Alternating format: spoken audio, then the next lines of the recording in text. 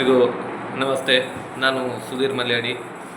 ಇದೇ ಬರುವ 27 ದಿನಾಂಕ 27ರಂದು ಸೋಮವಾರ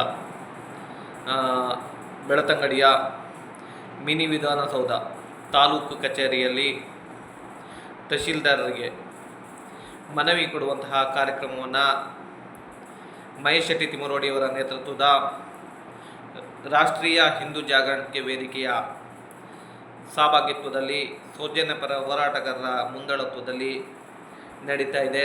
ಸತತವಾಗಿ ಹೋರಾಟಗಾರರ ಮೇಲೆ ಸುಳ್ಳು ಕೇಸುಗಳನ್ನು ಹಾಕಿ ಹೋರಾಟದ ದಿಕ್ಕು ತಪ್ಪಿಸುವ ತಂತ್ರಗಾರಿಕೆ ನಡೀತಿದೆ ಎನ್ನುವಂತಹ ದೃಷ್ಟಿಯಿಂದ ಮೌನವಾಗಿ ಶಾಂತಿಯುತವಾಗಿ ಕಪ್ಪು ಬಟ್ಟೆಯನ್ನು ಧರಿಸಿ ಸರಕಾರಕ್ಕೆ ಮುಟ್ಟುವಂತೆ ಮನವಿಯನ್ನು ಸಲ್ಲಿಸುವ ಕಾರ್ಯಕ್ರಮವನ್ನು ಬೆಳತಂಗಡಿಯಲ್ಲಿ ಇಟ್ಟುಕೊಂಡಿದ್ದಾರೆ.